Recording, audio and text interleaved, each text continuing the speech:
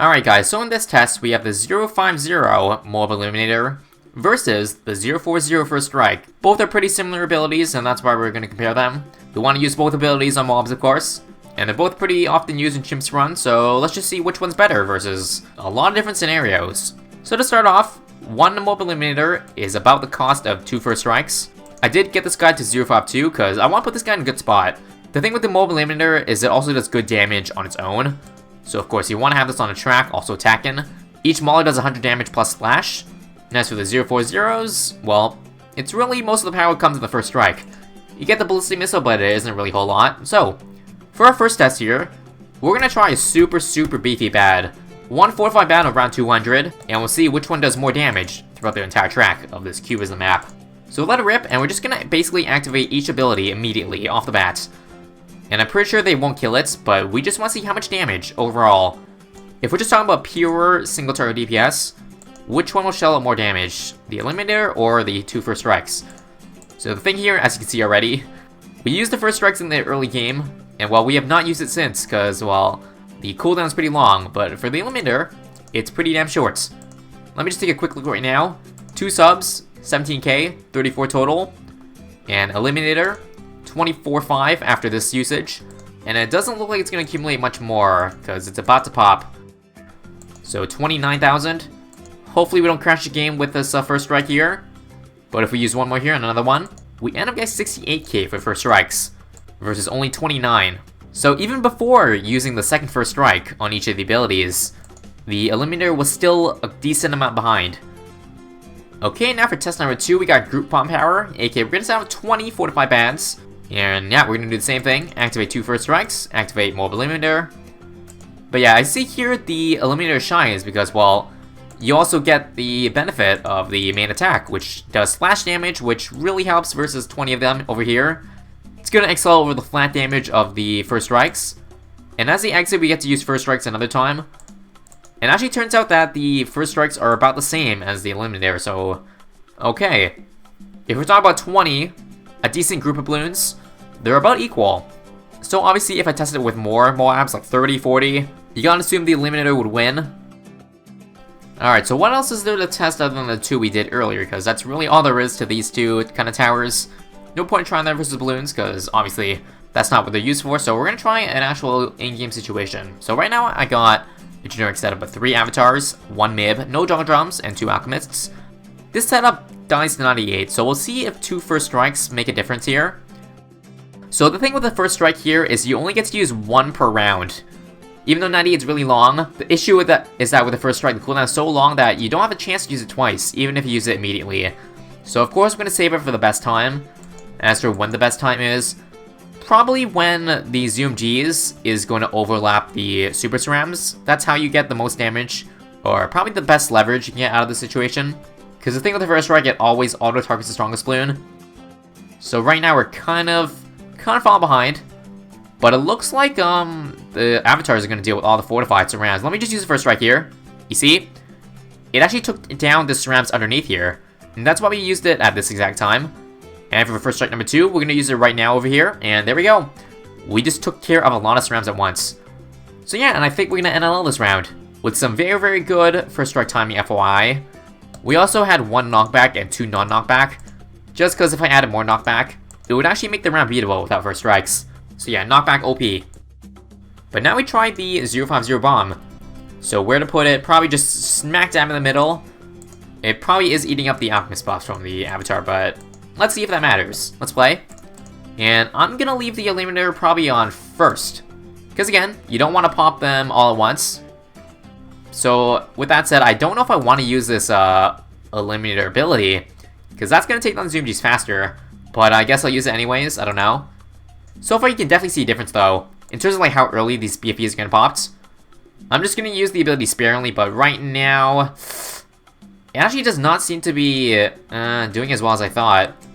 But I believe the ability does not do the same thing the First Strike does, aka can also delete all these Cerams here, which are gonna leak. Okay, maybe we gotta move the bomb tower, because I feel like the alchemist is what's causing us to leak so much here. Okay, let's try further away. This time the alchemist will probably not buff it. Yeah, it's out of range. Let's go. So right now we got a long wave of MOABs. Oh man. How come it didn't happen with the first strike? I don't know. It doesn't seem like the main MOAB attack is helping us. Like, if at all. Because that did not seem to make a difference. Like, is it not the Alchemist? It doesn't seem like it's the Alchemist because, holy crap. We are struggling so badly here. And we have the same setup as before. How about very, very, very far away? Basically on another island. Because I guess here is, like, the time where there's a lot of clumped MOABs. We just gotta get them to pop, and then the knockback on the Avatar will deal with the rest. And yeah. Or maybe it's the ballistic missile that actually is why the first strike did better. Because I kind of brushed it off at first. I thought the first strike attack really wasn't that strong. But maybe I was wrong, because right now, you got a long wave of MOABs going through. Yeah, and I feel like we're gonna leak. Or not. Even if we don't leak, that's still a lot closer than first strikes would have been. So yeah, do I have to give this one to the first strike? Okay, that was almost death, but I guess with better Eliminator placement, we did avoid losing any lives. And let me just test here. I just want to see whether or not these ballistic missiles was what's making these rounds easier for us. Because like, even though we used the first strike so damn late, it seemed like we were having such an easier job at the starts, which I found really weird. So let's see, maybe these missiles are doing something. They're getting like 100 pops per shot. 3,000 doesn't seem like a whole lot, but in reality, holy crap. The ballistic missiles actually are making a difference. I'm almost sure of that. Although the balloons are almost leaking here, but still. I feel like overall is a little bit more reliable. They did pop a little earlier overall. Okay, so I guess the main attack of the ballistic missile is not something to brush over. It actually puts in a decent amount of work. So for one more test here, round 99. I'm pretty sure the 3 avatars cannot solo this round. So we're just gonna have the aid of 2 first strikes on our side. And well, as for timing, we'll use one right now. I believe it always targets first. So we want to use it when they're all clumped together. So we use both already. I don't know if that was good timing, but right now we're gonna leak 2 of them, okay. So just in case that was a fluke, we'll try one more time. And then we'll see when it's a good time to activate. How about one now? And I'll just wait for the next one. Probably here. Okay, that was a little bit better. We got 3 left. 2 left. Same thing, same thing. Alright, so in general, it looks like we're gonna leak a few DTs there. And let's try the Eliminator in the same spot where it did not disrupt any of our alchemists or whatever was causing 98 to be such a big issue with this guy. Let's go. So I'm pretty sure this one Eliminator will one-shot 1 DDT. You see there? Yep. There it is. And I guess I'll leave it on first. Yeah, we'll leave it on first. 2 of them are popped now. 3. There's still 6 of them. 1 more Eliminator, we'll put it down to 5. But yeah, you only get a chance to use 2 abilities on that round. And that's actually gonna be a lot worse than first strikes. And again, just to prove that wasn't a fluke, we'll go one more time. And this time we're gonna put it on strong. See if that does any better, but I doubt that will make a difference. I mean, if we already leaked that many lives, that many DTs, I don't think one targeting change will make it go from 5 to 2. Right now we got 6. Yep, and same result pretty much. 5. Yep. There's no splash on the ability, so that's why I didn't do quite as well as the first strikes. So conclusion, if the map has water, in my opinion, I would go for the first strike. If not, well, you're kind of forced to use this guy. Alright, so Spectre versus Flying Fortress. How many Spectres worth 1 Flying Fortress can you get? And is that amount of Spectres better than a Flying Fortress? So this is a comparison I did in the 7.0 update, although you're never going to see it because, well, a day after the 8.0 update came out and the Spectre got buffed. Well, kind of changed. The price went up and so did the damage. So yeah, now I'm going to have to delete that recording and start from scratch, and here we are. So the 204 Spectre sells for 23k. And the Flying Fortress, 111. So based on my quick math over here, it seems like 5 Spectres is a little bit over the Flying Fortress cost, but I'm just going to take into account 5 Spectres here.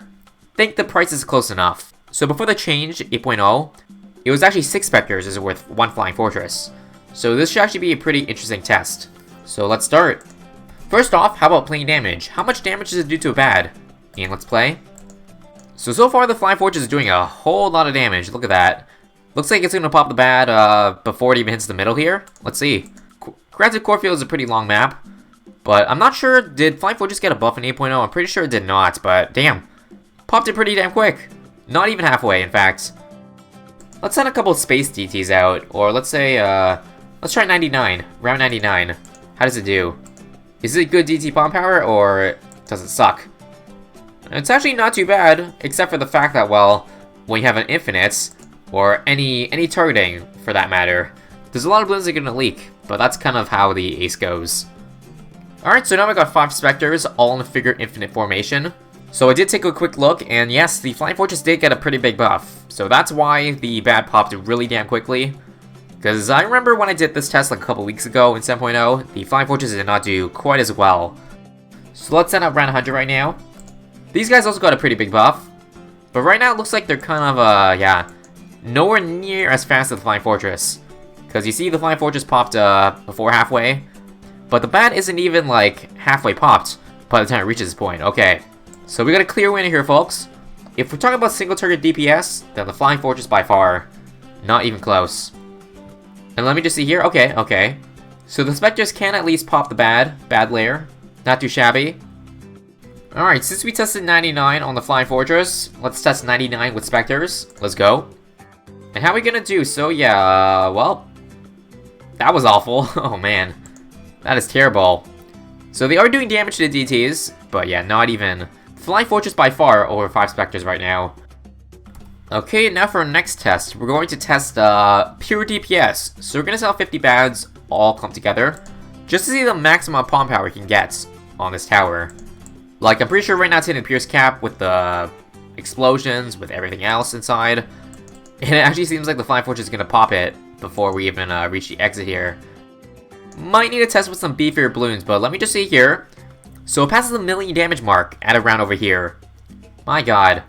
The Flying Fortress might actually be good now. Except for the fact that it's really expensive, so you're never gonna get this in a real game, but maybe if we're talking like really late game free play, then maybe the Flying Fortress might be worth picking up. Alright, so to break even with the Flying Fortress, the Spectres, each of them have to have around 200k damage by the time it reaches the second bend. And how are we doing so far? Yeah, not catching up to it. It's not even 100k right now, so looks like in terms of pure DPS, well, Flying Fortress wins. Alright, so since the Flying Fortress seems to be brutally beating the Spectre in every single category, we're gonna test one other thing that does not pertain to pure damage, and that's reliability. So we're gonna try 98 out. I'm not sure if the Flying Fortress can solo it, but if it did, then we might have to up the ante, like maybe send 98 out twice. Because who knows, there actually might be a chance that this Flying Fortress can solo, but my only issue is that it might leak some balloons if, for example, the balloons are over here on the right side, and the Flying Fortress is out shooting on the left side. So it looks like the Flying Fortress, the bombs, they kind of have targeting similar to the Robo Monkey, and as you see right there, you saw one ceramic leak, so not quite NLL, and I feel like there's a couple more that's gonna leak here. Yeah, okay. So that's the issue with the Flying Fortress. It's so strong, but it's so unreliable at the same time. Although granted, this position isn't really that great, because I guess if you want to catch leaks, you should have your Flying Fortress on the very right side. So you know what? We're gonna test that too. Let's see if the Flying Fortress gets any leaks, if it's near the exit here. Because you saw the bombs have to travel like a long way across the map to catch those cerams at the end. And at the end, it wasn't really that close. So it looks like positioning really matters a lot, wow. Because that shit just sold 98s, easy peasy. But as I was saying about the bombs, it looks like it has targeting similar to the Robo Monkey, so you got like one stream of dart shooting last, one shooting first, and then one shooting like close. Just something interesting I want to point out. Now, assuming this beats 98, easy peasy, I also want to see here whether or not these Spectres are quote-unquote reliable, as in will they leak any balloons because their darts are inaccurate. Well, the good thing is that we have like 2 guys over here in Infinite as insurance, so I kind of doubt that it's going to leak any balloons by unreliability here, but let's see. So far it seems to be overwhelmed by 98, kind of. A lot worse than Flying Fortress, I gotta say. Well, they're definitely turning the corner, and a leak is definitely inevitable, yeah. So, reliability-wise, it seems to not really matter if the Spectre is still a lot worse than the Flying Fortress. But yeah, we out here looking at the Spectre changes in 8.0, but all this time, the Flying Fortress got a buff that I feel like went underrated, or under the radar. I guess that's because, again, nobody uses this guy in real game situations. It's way too expensive, but still, maybe really useful for those late game free play situations. So yeah, in conclusion, one Flying Fortress is better than 5 Spectres.